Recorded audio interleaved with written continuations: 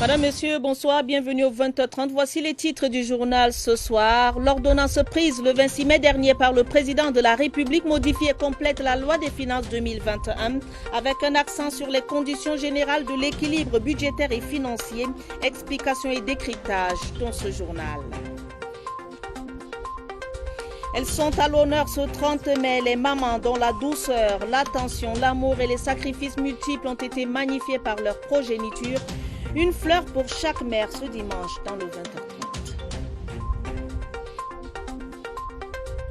Et puis, Tour cycliste international du Cameroun, la deuxième étape courue ce jour entre Thuy et Ombessa avec le Burkinabé Paul Domon comme vainqueur d'étape.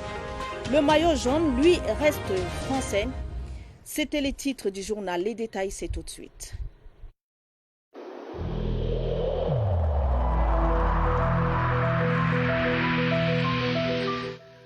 Je vous exhorte de nouveau à porter vos masques, à vous laver régulièrement les mains et à faire appel à un médecin ou à tout autre personnel de santé au cas où des symptômes apparaissent. C'est le seul moyen de préserver les vies et de freiner la propagation du virus.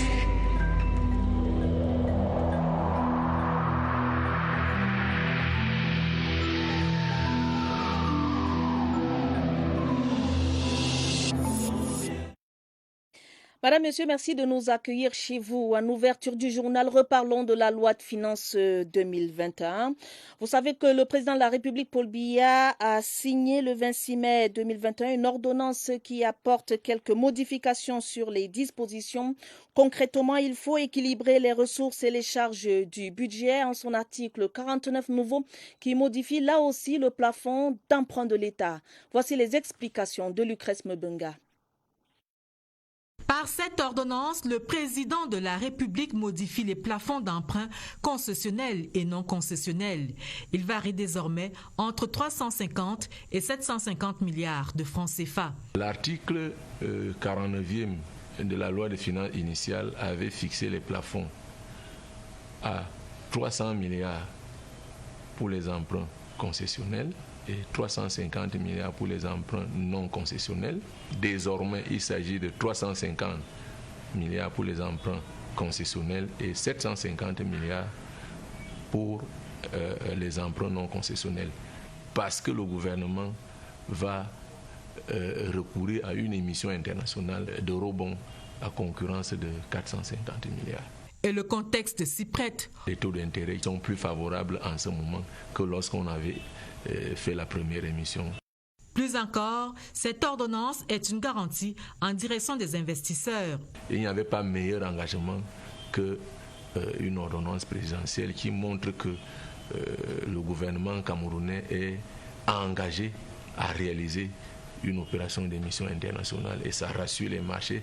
Et il s'agit bien d'un rachat. Il ne s'agit pas d'un nouvel endettement. Le gouvernement fait une émission internationale pour racheter les eurobonds souscrits en 2015. Ça veut dire qu'on emprunte chez les investisseurs d'aujourd'hui pour rembourser les investisseurs de 2015, pour pouvoir rembourser les investisseurs de 2021 plus tard. Le Cameroun fait donc bien d'anticiper sur 2025. SND 30, le ministère de l'économie en simplifie la compréhension.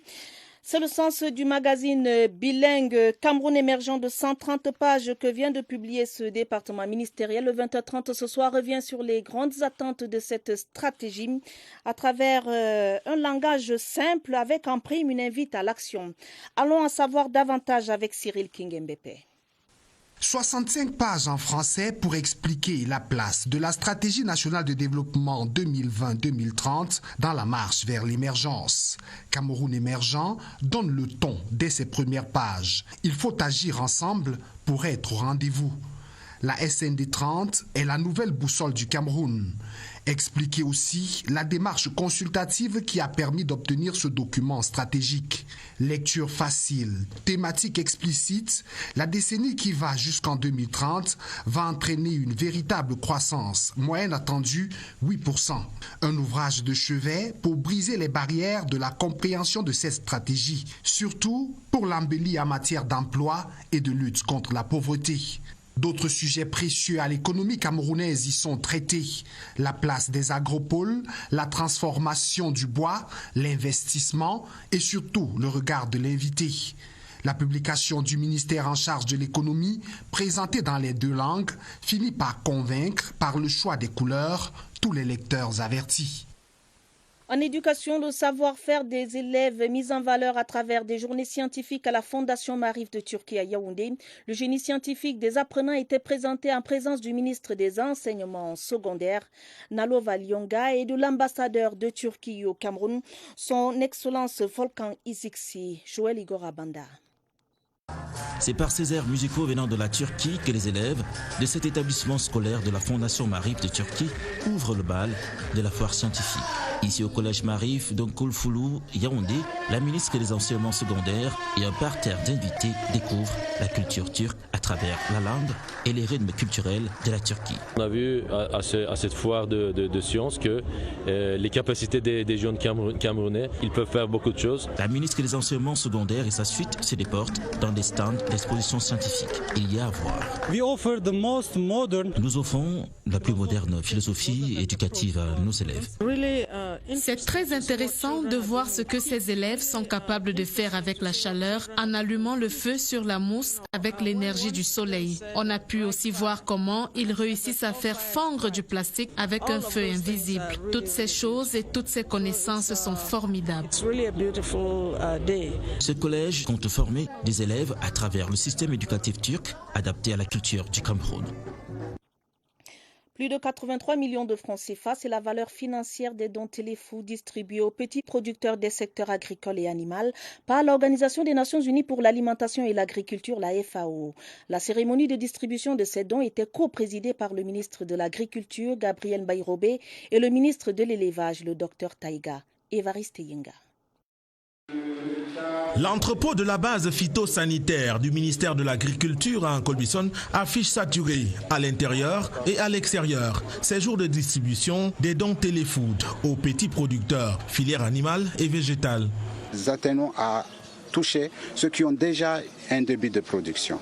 30 projets sélectionnés sont financés à raison de 3 par région pour une enveloppe globale de plus de 83 millions de francs CFA, dévoilent les membres du gouvernement et la FAO. 19 bénéficiaires côté animal et plusieurs spéculations. 17 000 sacs de fientes, des engrais organiques et 20 10-10, 2700 poussins d'un jour, 70 porcelets. Côté végétal, 20 000 boutures de manioc, des centaines de plants d'avocats et de manguiers, 7 000 rejets de bananiers plantains et des ruches.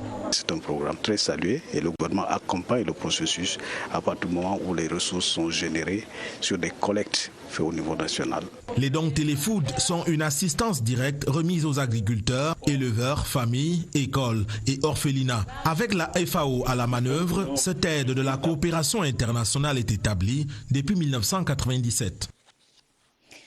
Elles sont à l'honneur ce 30 mai 2021. Les mères sont célébrées dans certains pays du monde, y compris le Cameroun, une occasion donnée aux enfants, petits et grands, d'exprimer leur amour à celles qui leur ont donné la vie, l'amour maternel ou les deux à la fois, et ceci à travers des cadeaux et des soins. Étienne Pascal Azégué. Elle est la mère de l'humanité, elle est tirée de la Côte d'Adam selon les Saintes Écritures. La maman est à l'honneur ce 30 mai. Une occasion choisie par leur progéniture pour exprimer l'amour qu'ils portent en elle de différentes manières. Je vais offrir un parfum à ma mère et le yaourt parce qu'elle aime sentir bon et qu'elle aime aussi les yaourts. Je vais offrir à ma maman un parfum. J'ai vu que le parfum va sentir bon, elle va souvent penser à moi quand elle met ça. J'ai donné une mère pour la fête de mai et je suis très fière d'elle. Cette reconnaissance est traduite aussi par ces différents messages sur la toile qui exaltent la place que les mamans occupent dans nos vies. Ici, elle est merveilleuse, affectueuse, magnifique, attentionnée et naturellement aimable. Les femmes célébraient également au sommet de l'État par ce message de la première dame du Cameroun. Avec des cadeaux, des petits mots, des fleurs et la sincérité de nos cœurs, nous leur avons sûrement formulé quelques attentions spéciales. Si ce n'est pas encore le cas, c'est l'occasion de se rattraper à travers cette lettre à maman que déclame ici Barbara Padjama. Une pause pour les écrivains populaires. Ce jour spécial, c'est Paul, Imran, Audrey, Amina, Joël, Raoul, Badine, mieux, tout le monde qui fait la balade aux mamans. Les enfants tiennent les rênes pour conter les success stories des mères. Voici les fables à l'unanimité qui animent les cœurs. Ma bien-aimée, ma préférée, la plus belle, la plus brave, mon modèle, la reine-mère. Des déclamations pour illuminer les visages altérés de tristesse, de stress et de dévouement de ces chères mamans qui bossent à temps plein. Elles sont mères au foyer, agricultrices, chefs d'entreprise, écrivaines, Bayam Selam, mécaniciennes, un cordon les lie, l'instinct maternel. Elles cajolent et elles tonnent. C'est bien leur rôle. Non, maman n'a pas dit ça. Et en plus, il me répond. Elles font à manger quand la famille est affamée. Un grenier intarissable, parfois au prix d'un sacrifice. Elles sont uniques. Elles en sont conscientes. Tu comprendras très vite qu'on n'achète pas de maman marché. Ah, ces sacrés bouts d'hommes. Elles nous prennent la tête à vie. Mortes ou vivantes, le cordon reste attaché pour l'amour d'une mère. Bonne fête à toutes les mamans. La gendarmerie nationale a poursuivi ce week-end son opération contrôle, surveillance, répression. Le détachement Alpha était sur l'axe Yaoundé-Bafia-Makenene, sur la nationale numéro 4. Les usagers ont surtout brillé par l'excès de vitesse. Étienne Pascal Azégué.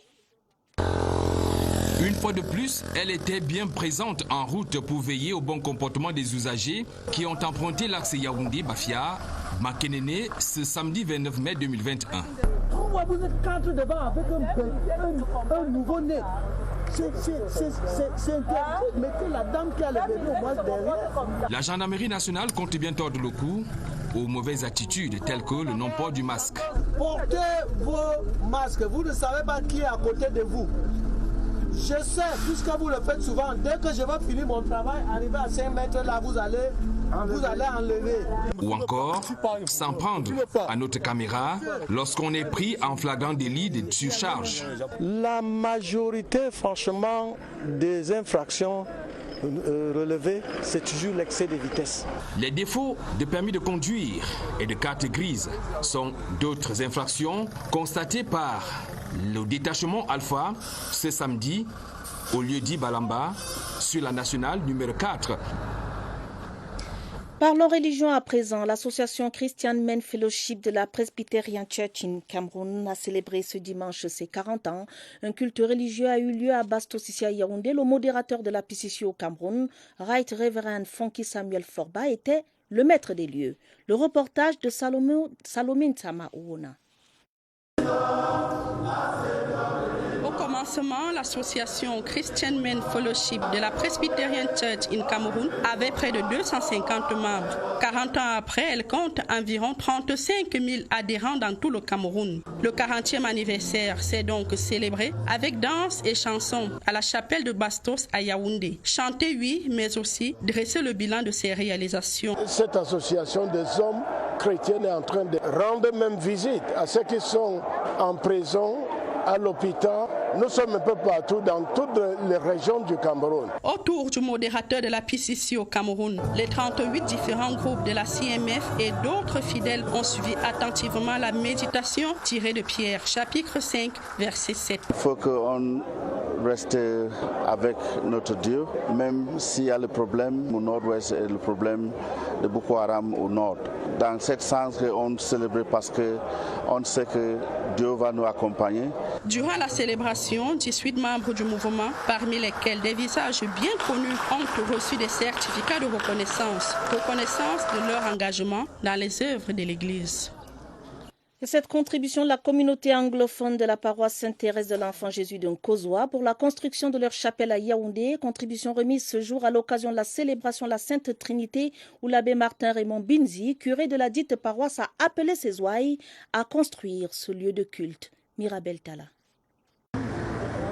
Voici le nouveau bâtiment de la paroisse Sainte-Thérèse de l'Enfant Jésus d'une capacité de 2000 places en construction. À la manœuvre, l'abbé Martin Raymond Bindi, curé de cette paroisse. Son plus grand soutien, la communauté anglophone qui vient de contribuer une somme de 1 600 000 francs CFA. Je suis très content de ce que la communauté anglophone de Nkozoa a contribué aujourd'hui pour la construction de notre paroisse, de notre église. Depuis 30 ans, les travaux de la dite paroisse piétinent, mais grâce à la nouvelle dynamique impulsée par les fidèles, l'édifice futuriste, aux allures d'une cathédrale, prend corps. La volonté de Dieu maintenant, c'est que cette église de Nkozoa se construise. La paroisse Sainte-Thérèse de l'Enfant Jésus de Nkozoa compte environ 150 membres qui ne lésinent sur aucun moyen pour apporter une pierre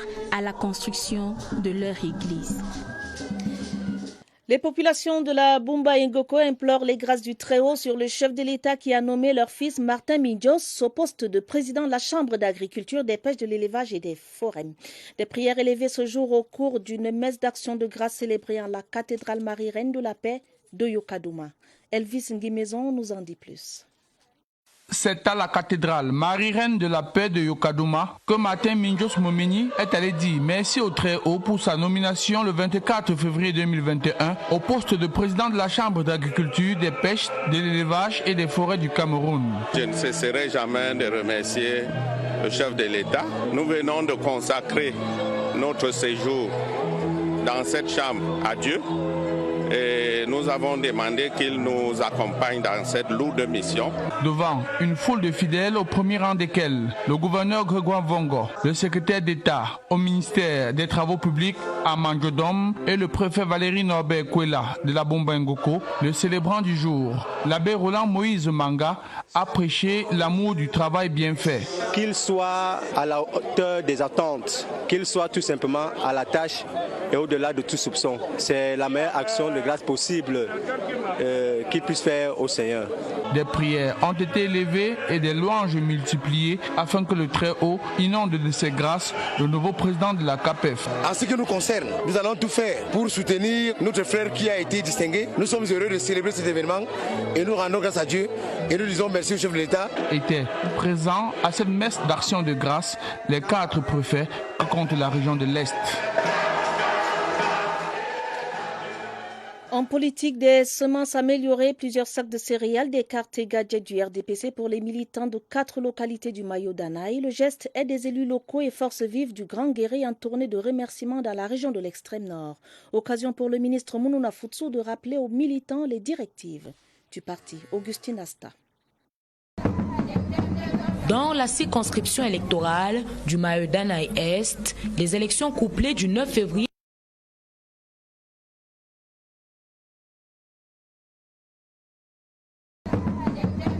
Dans la circonscription électorale du Mayo Danaï Est, les élections couplées du 9 février 2020 ont connu un succès retentissant avec en prime un plébiscite presque à 100% des listes du RDPC. Pour les élus locaux et les forces vives du Grand Guéré, cette victoire mérite un retour d'ascenseur. On ne pouvait pas venir mercredi pour dire mais si on est venu un peu avec des denrées alimentaires. Et les semences améliorées. Je suis comblée du fait que les élus sont revenus. Au-delà des remerciements, les figures de proue du RDPC dans cette partie du pays ont tenu à faire passer plusieurs messages. Le RDPC n'attend pas que les élections, il est toujours proche des militants et les encadre dans les bons et les mauvais moments. Après l'étape de Bangana, Bougoudum et Gobo, par un grand meeting à Guéré, par une motion de soutien et de déférence adressée au président de la République, Paul Biya. Toujours à l'extrême nord, cette fois dans le Logo-Nechari, le député RDPC Margaza Alao Abelmagui était cette semaine sur le terrain, notamment à Logon-Birni. L'élu de la nation a apporté son soutien aux agriculteurs et aux lycées mixtes de la localité à travers un important don. Michel Rouno Wandja. Pour sa descente sur le terrain à Logon-Birni, Le député Margaza Alaou Abel Magui est venu saluer les efforts des populations rurales. Un encouragement matérialisé par un don constitué de brouettes, pelles, pulvérisateurs, groupes électrogènes et bien d'autres. Un don qui permettra aux producteurs d'entamer la nouvelle saison agricole.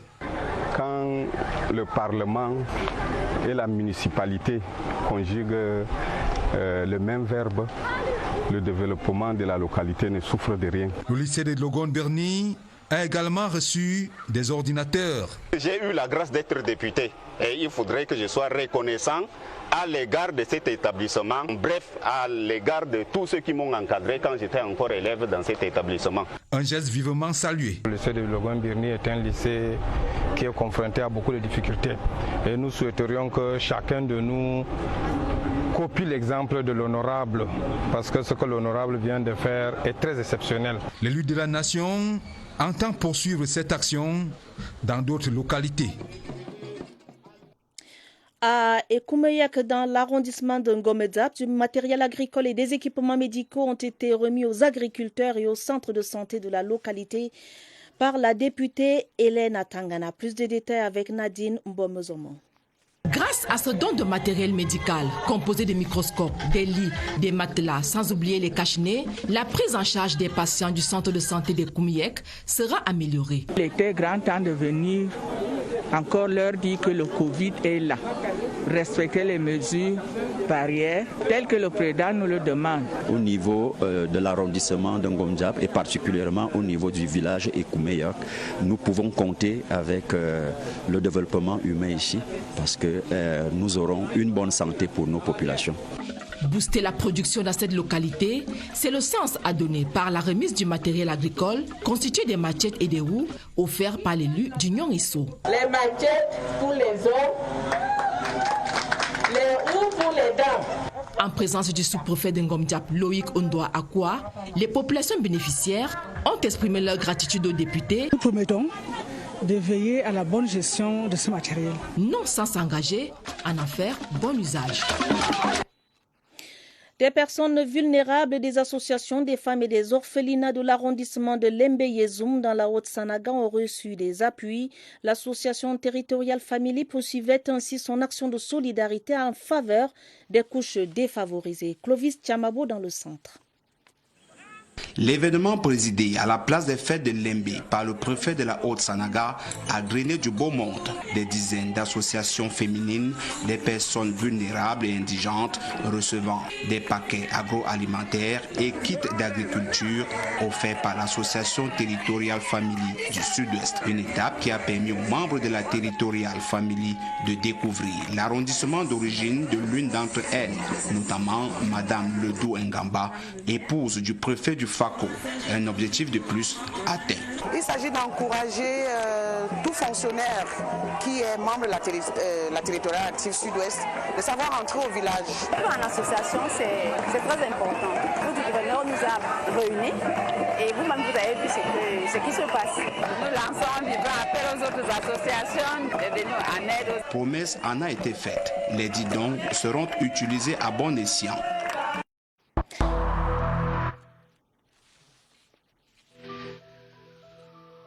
Malgré nos efforts, le Covid-19 a endeuillé de nombreuses familles et provoqué de graves difficultés dans le fonctionnement de notre économie et de notre société.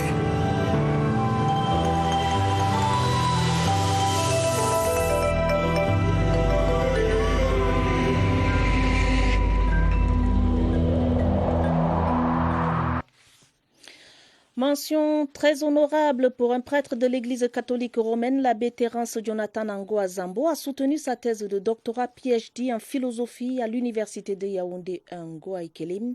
Le thème, la question du sens de l'être dans la philosophie de Martin Heidegger, un paradigme d'apaisement des tensions ontologiques et phénoménologiques. Joël Igor Abanda. C'est avec la note de 17/1 que l'abbé Terence Jonathan Angoa Zambo obtient son doctorat PhD en philosophie. La mention très honorable au terme de cette soutenance. Les travaux de recherche de l'abbé Dr Terence Jonathan Angoazambo se focalisent sur l'approche métaphysique de l'être humain du penseur et philosophe allemand Martin Heidegger. Un travail de recherche philosophique fort apprécié par ce jury de 7 enseignants de l'Université de Yaoundé 1 et de l'Université de Chang. Et pour le président du jury, professeur Lucien Aïssi de l'Université de Yaoundé 1, ce travail mérite une attention particulière de la part des philosophes africains. Pour cette thèse, les travaux de recherche auront pris aux religieux 5 longues années. Dr Terence Jonathan Angoazambo, âgé de 41 ans, est prêtre de l'Église catholique romaine depuis 11 ans. Et c'est pour mieux faire comprendre le sens de l'être à ses ouailles que le jeune prélat s'est engagé dans la recherche philosophique avec à la clé un doctorat PhD en philosophie. Construction de l'immeuble siège de l'Agence de régulation des télécommunications. L'infrastructure sera livrée avant la fin de l'année 2021. Assurance en a été donnée aux membres du conseil d'administration de l'ART en visite sur le chantier au boulevard du 20 mai à Yaoundé. La délégation était conduite par le professeur Justine Difo, le président du conseil d'administration de l'ART, Agnès Sylvienne Andjama.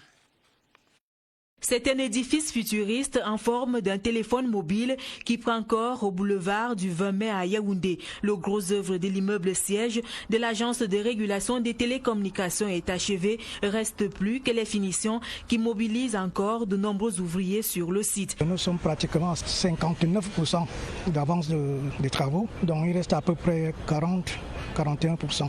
Parce qu'il y a un lot comme celui de la climatisation, ventilation, des enfumages, qui nous pose de gros problèmes. Le chantier avance avec satisfaction malgré le contexte sanitaire qui retarde la disponibilité de certains matériaux nécessaires pour sa livraison dans les délais. Nul n'aurait été cette pandémie. Les travaux devaient être livrés il y a 3 mois. On a des travaux d'aménagement des galeries, donc ça prendra un peu du temps. Donc nous, on va solliciter un délai supplémentaire pour réaliser les travaux.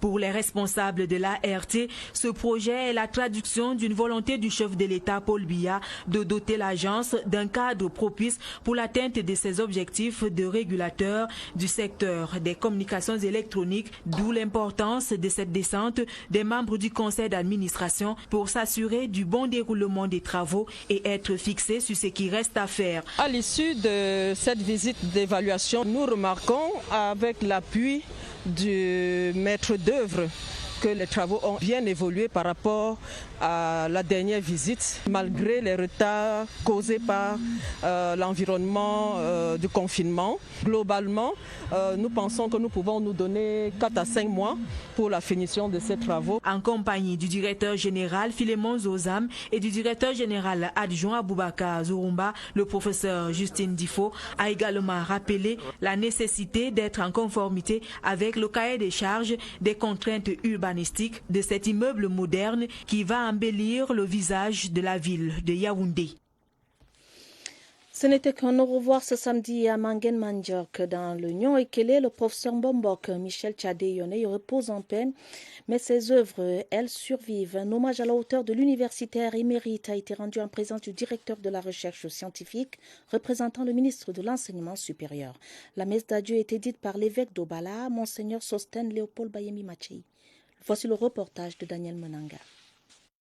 Mangen Mandjok, c'est ici que tout commence. 71 années plus tard, l'homme international, comme surnommé au terroir, n'est plus. Mais l'histoire continue de s'écrire. Nous avons déposé un dossier pour la demande de création de la région de la Grande Sanaga maritime. Tchadé-Yoné était l'un des fers de lance de cette revendication. Les premiers chapitres du récit de vie de Michel Tchadé-Yoné, comme un poème. Michel était un garçon d'une simplicité extraordinaire, mais jamais distrait.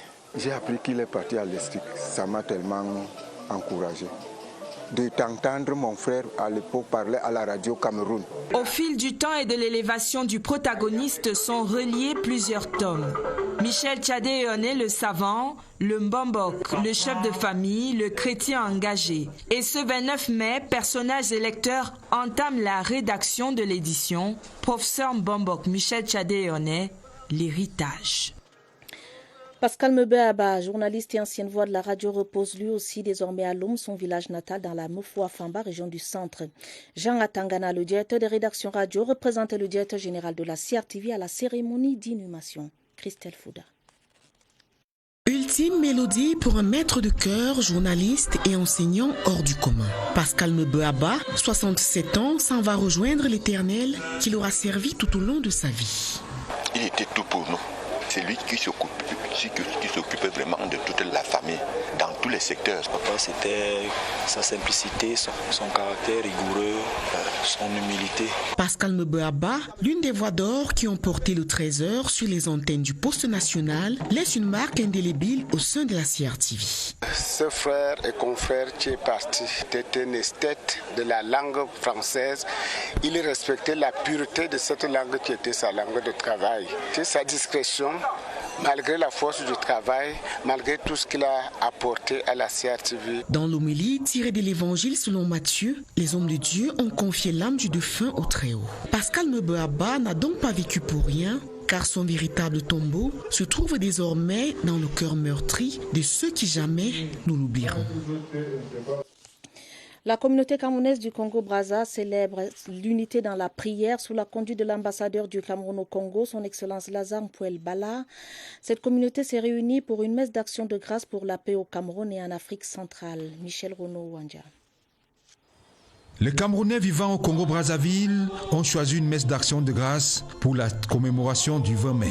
Réunis autour de son Excellence Lazare Mpuel Bala, ambassadeur du Cameroun dans ce pays frère, la messe pontificale des circonstances, présidée par Monseigneur Francisco Escalente Molina, nonce apostolique au Congo-Brazzaville, a permis à la communauté camerounaise de prier pour la paix et la sécurité en Afrique centrale. Nous avons pensé à cette messe pour que les Camerounais soient inspirés par des idéaux de paix, des idéaux de solidarité et surtout d'amour pour le prochain, d'amour entre eux-mêmes, d'amour pour ce pays qui nous accueille. Ici, l'on a également intercédé pour le président Paul Biya et son homologue Denis Sassou Nguesso.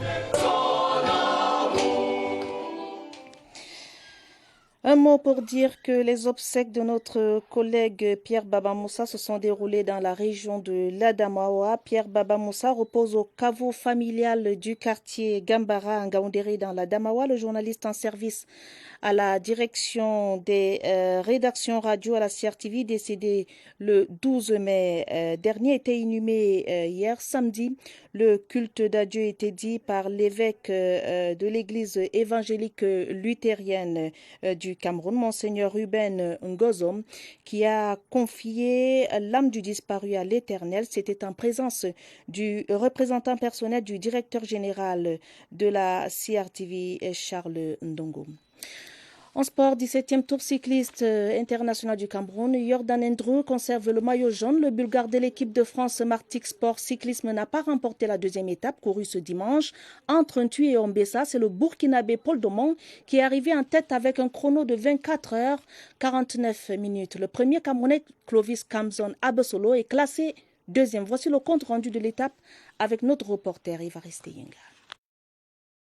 Au terme du sprint final, le Burkinabé est vainqueur de la deuxième étape après 112 km parcourus. Bien passé, le début de la course était dur, il y a eu beaucoup d'attaques. J'ai réussi à me glisser dans une attaque avec un coureur de l'équipe de France. Et voilà, dans le finish, j'ai pu me dégager et aller m'imposer en solitaire. 59 coureurs ont pris le départ dans la ville d'Ntui. Pour la première fois, le Tour du Cameroun traverse le fleuve Sanaga par le nouveau pont de Naktigal. Les coureurs sont encouragés par les populations de la ville de Bala, massées en nombre important. Un duo attaque en échappée. Paul Domon du Burkina Faso et le Français Cyril Couture. Finalement, c'est le Burkinabé qui prend le large après la traversée du pont sur la Sanaga, Paris-Bebda.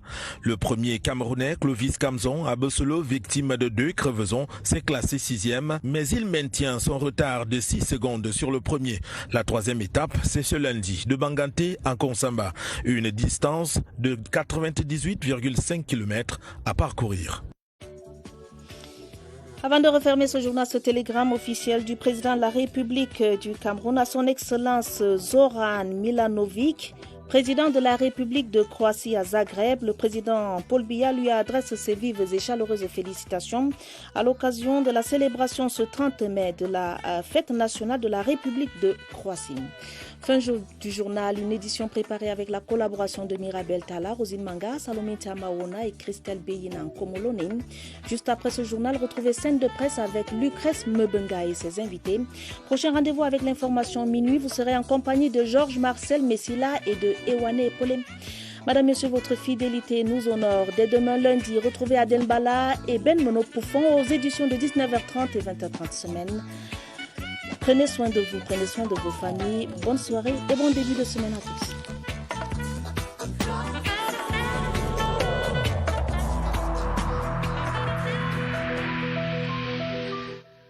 Je vous exhorte de nouveau à porter vos masques, à vous laver régulièrement les mains et à faire appel à un médecin ou à tout autre personnel de santé au cas où des symptômes apparaissent. C'est le seul moyen de préserver les vies et de freiner la propagation du virus.